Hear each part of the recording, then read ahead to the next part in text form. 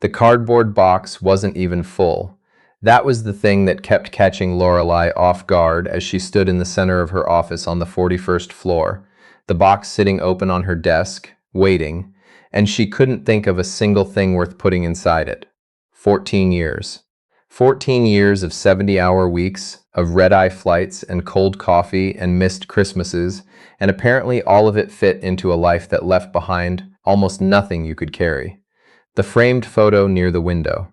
A small succulent she'd bought herself 3 years ago when someone told her plants made offices feel warmer. A single award plaque from 2019, the year Hartwell Capital named her one of the top 40 under 40 in asset management. She took the photo, left the plant. Outside the floor-to-soiling glass, Chicago spread out below her in that flat gray November way, the kind of sky that doesn't bother being dramatic, just presses down. Lorelei Voss had stood at this window 1,000 times and felt powerful. She stood at it now and felt like a person who had misread a map and ended up somewhere with no road back. The board's decision had been delivered that morning at 9. Not a firing, technically. A restructuring. A transition of leadership in response to the SEC investigation and the associated reputational risk to the firm. Words chosen by lawyers. Words that meant, "You are done here and we need it to look like your choice." She had nodded. She had shaken hands. She had walked back to her office and stood very still for 11 minutes, looking at nothing, before she finally reached for the box. The investigation had started 8 months ago over a series of trades that, on paper, looked like insider dealing. Lorelei had known about the trades. She had not authorized them. The distinction mattered enormously to her and apparently very little to anyone else. Marcus Tilden, her deputy CFO, was the one who had executed them. He'd used a structure clever enough that the first 3 regulators who looked at it missed it entirely. By the time someone looked closer, the trades were attached to Lorelei's name the way smoke attaches to a room. Not because she started the fire, but because she was standing in it. She'd hired attorneys. She'd cooperated. She'd handed over every email, every document, every calendar entry going back 2 years. And still the investigation sat open, unresolved, grinding away at the firm's reputation and at hers like a stone against glass. The board had run out of patience. Or nerve. It amounted to the same thing. She took the elevator down alone. The lobby felt enormous. The security guard at the front desk, a man named Theo, who had greeted her every morning for 11 years, and always asked how the bears were doing, looked at the box in her arms, and then very deliberately looked somewhere else. She pushed through the revolving door into the November air. The apartment she moved into 3 weeks later was in Pilsen, not because she wanted to be in Pilsen, but because it was what she could afford while her assets were frozen, pending the investigation's conclusion. The firm's board had moved quickly on the separation agreement, and her attorneys had advised her not to fight it. Not yet, not while the SEC still had open questions. The apartment had 1 bedroom, a kitchen with an oven that listed slightly to the left, and a window that looked onto the side wall of a laundromat. She had lived, for the past decade, in a 3-bedroom condo in Lincoln Park with 16-foot ceilings and a private parking space and a view of the lake on clear days.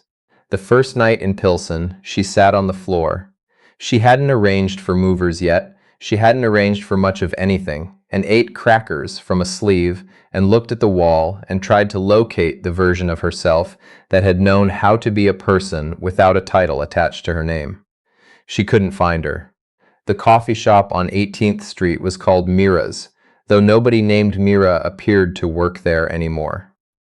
Lorelei started going because it was 2 blocks from her apartment and because the alternative was making instant coffee in a kitchen that still smelled faintly of whoever had lived there before her. She went in the mornings, ordered a medium dark roast, sat at the small table near the side window, and worked through whatever her attorneys had sent her that needed reviewing. The documents were dense and repetitive, and often contradicted each other, but they gave her something to do with her hands. The shop wasn't crowded on weekday mornings. A few regulars. A man who always came in with a bicycle helmet and left it on the table while he worked on a laptop. A retired-looking woman who did the crossword in pen without ever appearing to struggle. And, starting about 3 weeks after Lorelei first came in, a man with a little girl who took the corner table by the window every Tuesday and Thursday around 8:15. The girl was maybe 5. She had her father's dark eyes and a very serious way of examining her hot chocolate before drinking it, tilting the cup slightly and peering in as though confirming something. The man always had a worn canvas messenger bag and a coffee he held with both hands and a kind of stillness about him that was different from relaxed. It was the stillness of someone who'd had to get very good at being calm when he didn't feel like it. Lorelei noticed them the way you notice things when you're sitting still enough. She didn't think much about it at first. There was too much else occupying the back of her mind. The attorneys, the timeline, the question of what she was going to do with herself if the investigation resolved in a way that left her name permanently marked. One Tuesday, the little girl dropped her hot chocolate. It went off the edge of the table in that slow-motion way that drops sometimes do, and the cup hit the floor and broke, and hot chocolate went across the tile in a wide, dark arc. The girl went absolutely still, the way children do when they're waiting to find out if they're in trouble. The man crouched down immediately, not to clean it up first, but to get to eye level with her. He said something quiet. The girl's face changed. The tension in her shoulders let go, and she nodded. Then he smiled at her, ruffled her hair once, and went to get napkins from the counter. Lorelei looked down at her documents. She thought, I fired a man for doing something like that. His name was Fletcher Dade. She found that out about a month after she first noticed him when the woman behind the counter called it out for his order. Fletcher. She thought, that's an old-fashioned name for someone who can't be more than 35. She didn't speak to him. She had no particular reason to. What she thought about, in the hours she sat in Mira's working through legal documents that were slowly becoming less urgent as the investigation narrowed, and began, finally, to point toward Marcus Tilden and away from her, was a man named Fletcher Dade, who had worked for her at Hartwell Capital for 3 years. Not him. A different Fletcher Dade, or rather, the same type. She'd had a senior analyst 3 years ago named Owen Marsh. Not the coffee shop man. She didn't know his last name, but Owen Marsh had been her senior analyst on the institutional side, and he'd been, by every metric, one of the best she'd managed. Precise, reliable, able to see risk structures 2 steps before anyone else in the room saw them. She'd been tracking him for a promotion that would have made him one of the youngest VPs in the firm's history. And then one morning in March, 3 years ago, he'd come to her office and told her he couldn't be at the Morgan Stanley pitch. She remembered the way he'd said it, standing in the doorway, not quite all the way in, holding his laptop bag with both hands. I'm sorry, Ms. Voss. I know what this meeting means. But Willa's in the hospital. She's been having seizures since last night, and they don't know yet what's causing them. I need to be there. Willa was his daughter. Lorelei had known that in the abstract way she knew things about her employees, birthdays listed in HR files, family status noted somewhere. She had not known until that moment that Willa was 5 years old and that Owen Marsh drove 40 minutes each way to drop her at a school that had the specific support she needed because she'd had a seizure disorder since infancy. What Lorelei had known was that the Morgan Stanley pitch was worth $240 million in new assets under management, that she'd spent 6 weeks preparing it, that Owen Marsh was supposed to present the quantitative risk section, and that there was nobody else in the building who could do it credibly on 4 hours' notice. She had looked at him in the doorway, and she had said, Owen, I need you in that meeting. He had looked back at her. There was something in his face that she hadn't been able to name at the time and had tried not to think about since. He said, I can't, Ms. Voss, I'm sorry. And he had left. She had run the pitch herself. They had won the account. She had felt, for about 6 hours, like the outcome justified everything.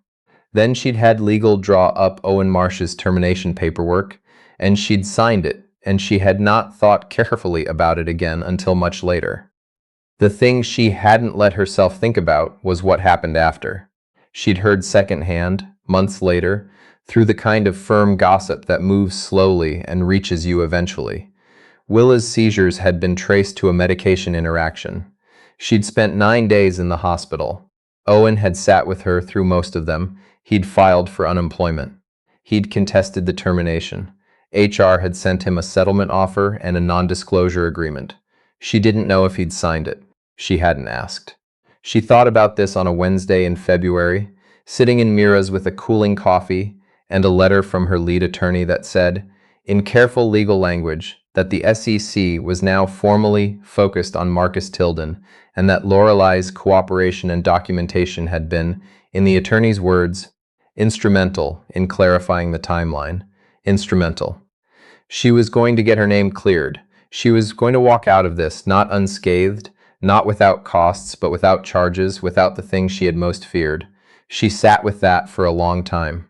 And then she looked up, and the man with the little girl was at his usual corner table, and the girl, whose name, she had learned from overhearing it, was Rosalie, was drawing something on a paper placemat with a broken crayon, very focused, while her father read something on his phone with his coffee getting cold.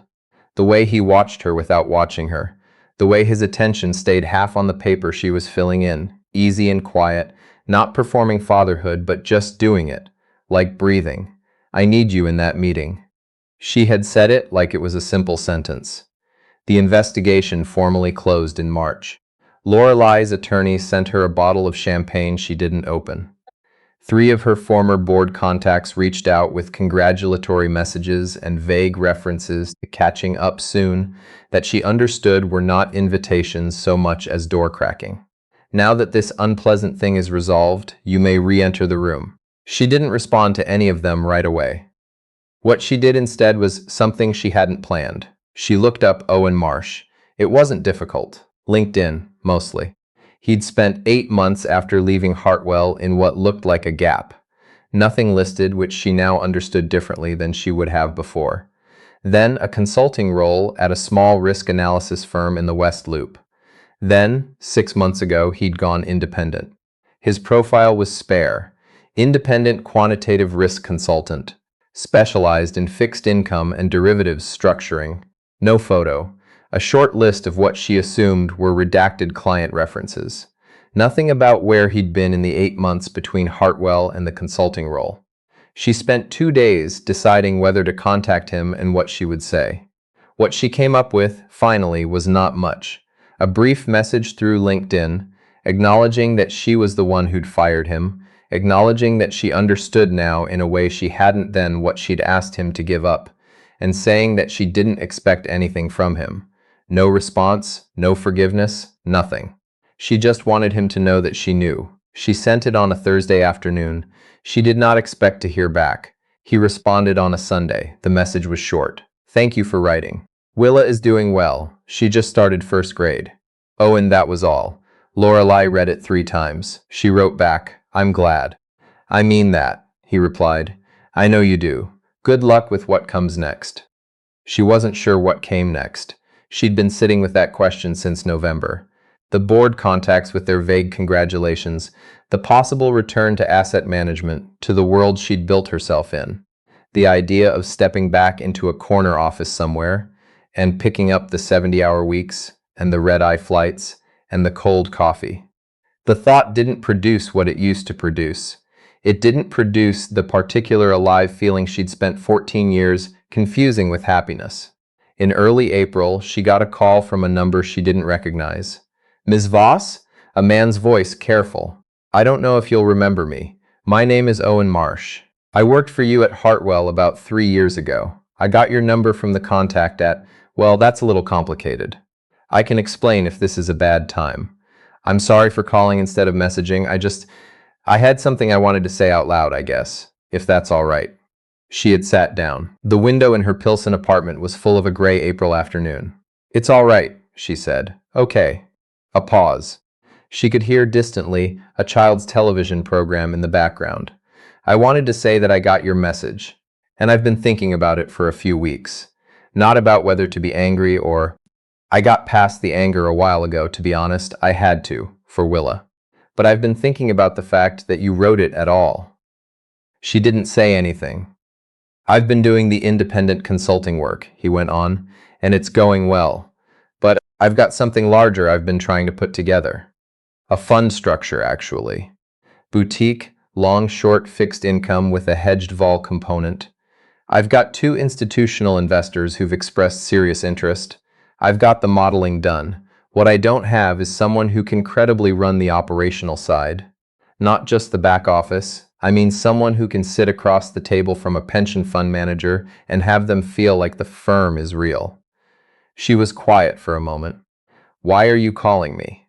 "Because," Owen Marsh said, and she could hear him choosing his words the way people do when they've rehearsed something and then decided the rehearsal was wrong. "You were the best operator I ever worked for. That's just true. What happened was what it was. And I'm not saying any of this clears anything, but I think you're sitting somewhere wondering what comes next. And I have something that actually needs what you're good at. And I thought maybe you should know that." She was standing now without having decided to stand. "This isn't charity," he added quickly. "I want to be clear about that. If you say no, that's fine. I'll find someone else. I'm calling because I think this works. Professionally, I mean. It just also happens that he stopped." "What?" she said. "It just happens that I also think you're probably worth more than whatever you've been doing to yourself for the past 5 months." The April light shifted, the laundromat wall out her window, the way the afternoons had gotten longer lately, slowly, without announcement. "I would need to review the structure," she said. "I know. And the investor relationships. I'd want to understand what's been promised and to whom. That's fair, and I would need to—" She stopped, started again. "I would need it to be understood between us, what I'm bringing in and what I'm not bringing in. What happened at Hartwell, what I did wrong there.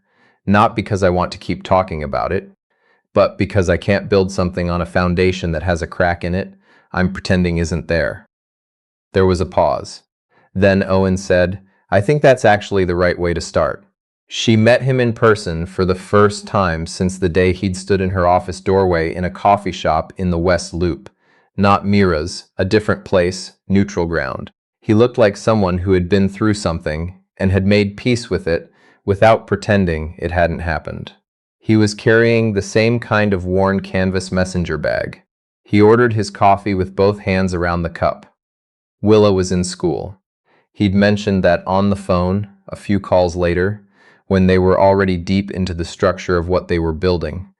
Mentioned it the way parents mention their children, which is to say not incidentally at all.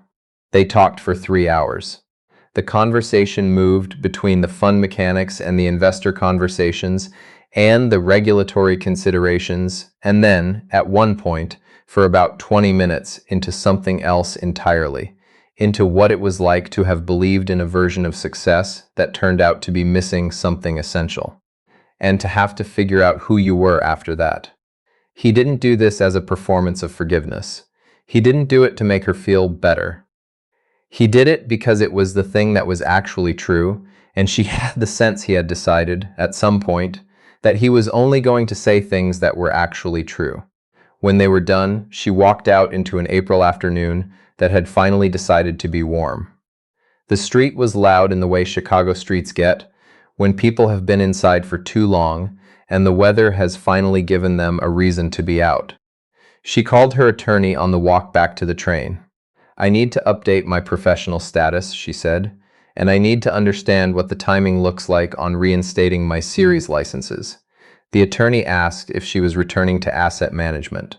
"I'm starting something," she said. "Yes. The fund launched in September.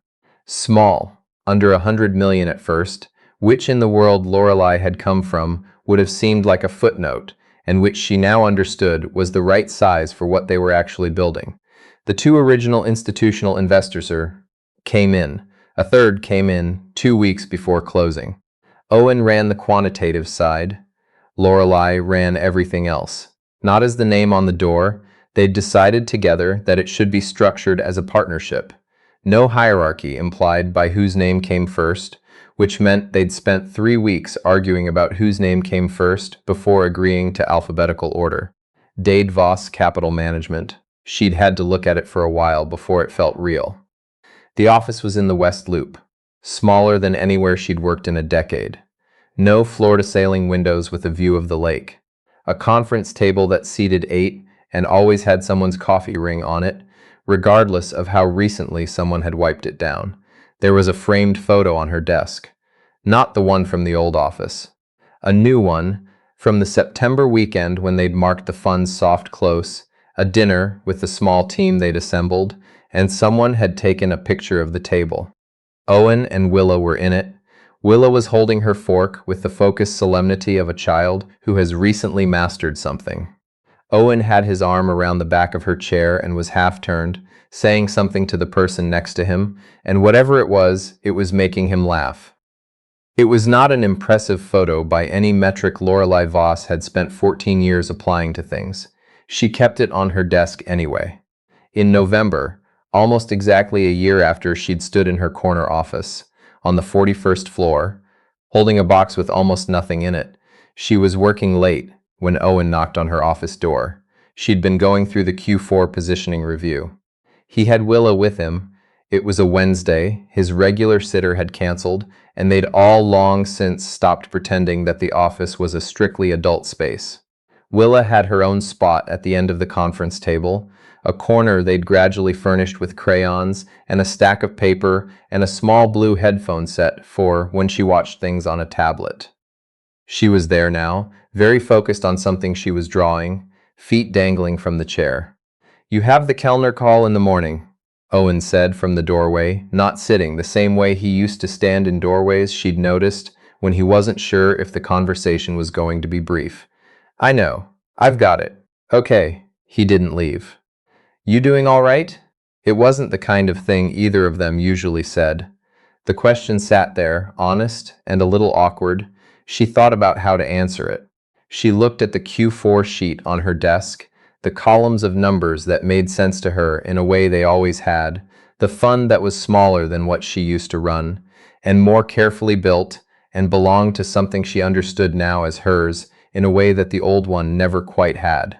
She looked through the open door at Willa at the end of the conference table, drawing something with complete concentration, some interior world made visible in crayon. "Yeah," Lorelei said. "I think I actually am." He nodded once, the way he had of accepting things without making a production of them, and pushed off the doorframe. "From the conference room, Dad." Willa, without looking up from her drawing. "Can we get food on the way home?" "It's a question," Owen said, walking toward her. "Say it like a question, a beat. Can we please get food on the way home?" "Better, yes. Finish what you're drawing." The office settled back into its evening quiet. The hum of the HVAC, the faint city noise through the windows, Lorelei's pen moving across the column of numbers, and the soft sound of a crayon moving on paper in the next room, steady and unhurried, while the November dark came down outside.